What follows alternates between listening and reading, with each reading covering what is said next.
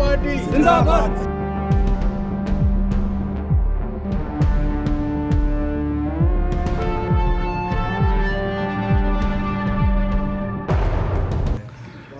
मकसद सिंपल है कि हम चाहते हैं कि हमारी जो यूथ है वो सेफ हाथों में हो, और मुझे नहीं लगता कि बीजेपी से भी ज़्यादा कोई पार्टी है जिनको हम अपने बच्चे उनके हवाले करें, क्योंकि यूथ ही सब कुछ है।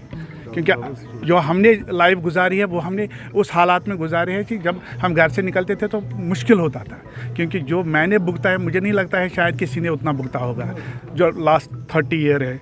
लेकिन आज मैं भी चाहता हूँ कि मेरे बच्चे निकले, हमारे बच्चे निकले, उनकी एजुकेशन अच्छी हो, उनका जीवन सुरक्षित हो। बाकी और ऐसा कुछ नहीं है कि इसमें अभी जो पॉलिटिकल पार्टीज है जैसे एनसी है, पीडीपी है, कांग्रेस है, दूसरी कोई पार्टी है, क्या समझ के आपने बीजेपी को ही चुन लिया?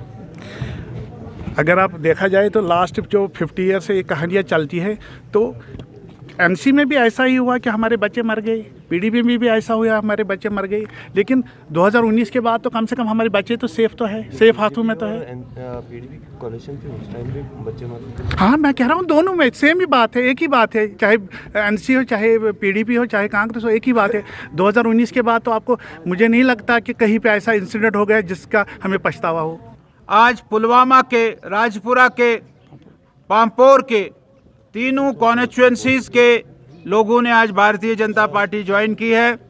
आज बडगाम से भारतीय जनता पार्टी के लोगों ने ज्वाइन की है, और विशेष तौर पर आज हमारे दो बहुत बड़े बिजनेसमैन ने आज भारतीय जनता पार्टी ये ज्वाइन की है। ये भारतीय जनता पार्टी के लिए बहुत बड़ी बात है।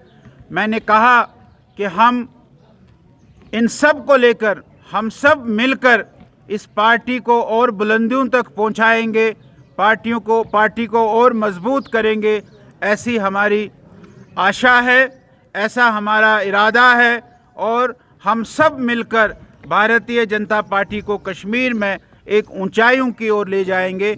ऐसा आज की इस ज्वाइनिंग से हमको साबित होता है। कुल साहब, अभी पार्लियामेंट इलेक्शंस भी आने वाले हैं, उसमें क्या बीजेपी यहाँ पर कैंडिडेट्स उठाएगी? अगर नहीं तो क्या प्रॉक्सीज जो है जो ऐसा नहीं है, क्या उनके लिए ही सारी मैंने ये पहले भी बताया आपको कि भारतीय जनता पार्टी का मैंडेट देने का काम ये पार्लियामेंट्री बोर्ड का है, जिसको हेड हमारे प्रधानमंत्री जी करते हैं। पार्लियामेंट्री बोर्ड जैसा निर्णय लेगी।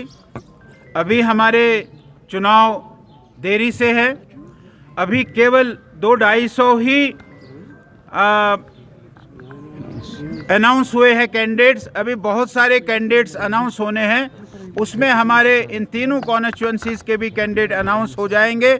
मुझे पूरी उम्मीद है कि भारतीय जनता पार्टी इन तीनों सीटों से भारतीय जनता पार्टी अपने उम्मीदवार उतारेगी। कहते हैं कि अल्ताफ बुखारी साहब और सजाद गनी लोन साहब के अलायंस में आप उनको सपोर्ट कर रहे हैं और अपना कैंडिडेट नहीं, उसमें कोई हकीकत है? ऐसा कुछ नहीं, हम किसी का सपोर्ट नहीं कर रहे हैं।